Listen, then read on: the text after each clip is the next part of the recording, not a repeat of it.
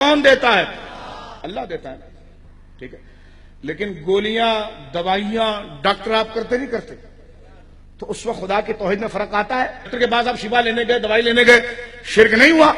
ये डॉक्टर से लेना खुदा से लेने के खिलाफ नहीं हुआ? कह लगे नहीं खिलाफ नहीं हुआ। मैंने कहा क्यों नहीं हुआ? कह लगे दरअसल बात यह है कि शिफा तो अल्लाह देगा, डॉक्टर साहब तो सबब बन रहे हैं। मैंने कहा यही बात तो गौस पाक के बारे में कर रहे थे, तो आपको समझ में नहीं आ रही थी? फिर इनके तेज हो कहते हैं ये तो तहतल असबाब था। तहतल असबाब के अंदर जनाब जो है वो शिफा किसी गैर से ले सकते हैं। मखलूकात के अंदर कोई किसी की मदद नहीं कर सकता, वो मखलूक अंबिया हो, अम्बिया हो, अत्किया हो, और खास तौर पे जिंदा तो फिर भी मदद कर सकता है असबाब के तहत। आप सामने भाई से बैठे रहे थे, कहो कि यार पानी पिला दो, वो जिंदा है, आपको पानी पिला सकता है। 10 रियाल उधार दे दो, वो जिंदा है, दे सकता है।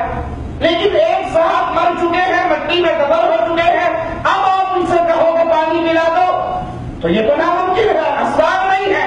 तहतुल असबाब तो मदद हो सकती है, लेकिन असबाब के बगैर जब भी पुकारा जाएगा तो एक अल्लाह अज़्ज़ व जल को पुकारा जाएगा। मैंने कहा तहतल असबाब इसका मतलब खुदा बना सकते हैं? अलियाज़ु बिल्लाह। हम ये कहते हैं तहतल असबाब हो या फौकल असबाब हो, कुदरत उसी की है। कुदरत हमारे वहां तहतल असबाब फौकल असबाब की बंडलबाजियां नहीं चलती।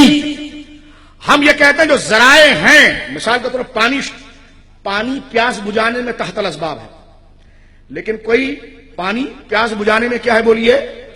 तहतल असबाब है। लेकिन कोई मिट्टी को चाटे उसकी प्यास बुझेगी? अगर बुझ जाए तो यह फौकल असबाब है। क्यों? इसलिए कि जिस काम के लिए अल्लाह ने जो सबब बनाया है वो तहतल असबाब है, यूं समझ लीजिए। और जिस काम के लिए खुदा ने सबब नहीं बनाया उससे वो चीज का तकाजा करना यह फौकल असबाब है। ये कहते हैं अल्लाह ने फौत शुदा के लिए मदद का तकाजा नहीं बनाया, जिंदों को बनाया है, लिहाजा ये तहतल असबाब में जायज है। मैंने कहा ये तहतल असबाब भी अगर पानी से हम प्यास बुझाएं ये जायज है? कहने लगा हाँ ये जायज, इसमें शिरक नहीं। मैंने कहा लेकिन अगर ये अकीदा रखा जाए कि पानी खुद से प्यास बुझा रहा है तो कहीं तो शिरक है। मैंने कहा आपने तो कहा तहतल असबाब में शिरक नहीं होता। तो पता चला चक्कर तहतल असबाब फौकल असबाब का नहीं है, जाती का है। जाती अकीदा तहत के लिए रखें या फौक के लिए रखें, शिरक हो जाएगा। अता का अकीदा चाहे तहत के लिए रखें, फौक के लिए रखें, तो ही बाकी रहेगी। समझ रहे आप? ये कहते हैं कि दूर से सुनना शिरक है, करीब से सुनना शिरक नहीं है। मैंने कहा अगर करीब से सुनने वाला और सुनाने वाला अकीदा रखे कि अल्लाह नहीं चाहता फिर भी ये सुनता है, तो ये शिरक नहीं होगा? क्या शिरक हो जाएगा? मैंने कहा आपको कह रहे करीब शिरक नहीं होता। मैंने कहा असल में करीब और बईद कुछ नहीं है, असल में अल्लाह की कुदरत है। अगर यह अकीदा हो कि अल्लाह ही सुना रहा है तो चाहे करीब में अकीदा हो या दूर से अकीदा हो, शिरक नहीं। ये जो बंडलबाजियां तुमने निकाली है, करीब से जायज है, दूर से नाजायज है। तो अगर करीब से यह अकीदा रखा जाए कि बंदा खुद से सुनता है, बगैर खुदा के सुना है, तो शिरक नहीं होना चाहिए क्योंकि बंदा करीब है। लेकिन शिरक होता है तो पता चला शिरक में जिंदा मुर्दा, करीब और बईद के चक्कर नहीं। बात यह है कि जहां खुदा का अकीदा आ जाए कि खुदा की अता से है, तो दूर हो या करीब हो वो तौहीद है। और जहां यह अकीदा आ जाए कि खुद से है, वो चाहे करीब हो या दूर बईद हो, वो शिरक है। तो शिफा कौन देता है?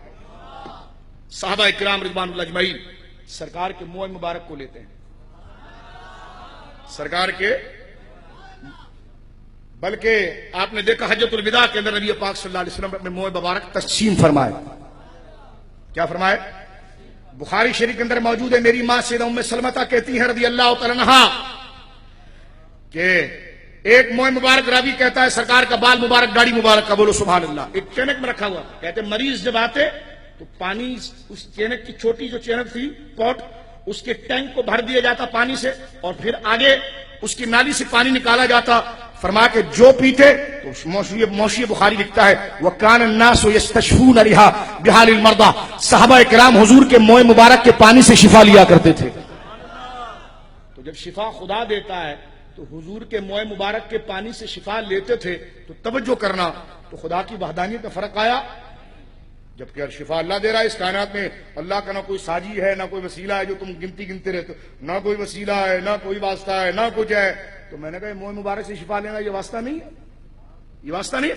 कहने के वो तो अकीदा ये है कि शिफा खुदा दे रहा है। तो मैंने कहा अल्हम्दुलिल्लाह हुजूर के गुलामों को भी अकीदा है कि देता खुदा ही है। अस्मा बिन्त अबी बकर कहती है, तवज्जो है, गुफ्तगू खत्म कर रहा हूं। अस्मा बिन्त अबी बकर कहती है कि सरकार का एक जुब्बा था जिसके आस्तीन, मेरे हाथ इस लायक नहीं है, बिला तशबीह बिला तमसील, ये आपको समझाने के लिए, न मेरा घटिया जिस्म इस लायक है कि मैं इसको हुजूर के जिस्म मुबारक के साथ अलियाज़ बिला तशबीह दूं, न मेरे घटिया कपड़े इस लायक है कि सरकार अलैहिस्सलाम की मुबारक और मुनव्वर जुब्बे से उसको तशबीह दूं। इससे मैं वजाहत के बाद आगे चलना चाहता हूं। ऐसी रिवायत पढ़ते हुए बहुत गिरानी होती है। हजरत गिरामी अल्लाहुम्मा सल्ली अला सय्यिदिना मौलाना मुहम्मदिन बारिक वसल्लिम सलातो व सलाम अलैका या रसूलल्लाह। सरकार अलैहिस्सलाम का रेशमी जुब्बा था जिसकी आस्तीन पर 4 उंगल रेशम लगे हुए थे।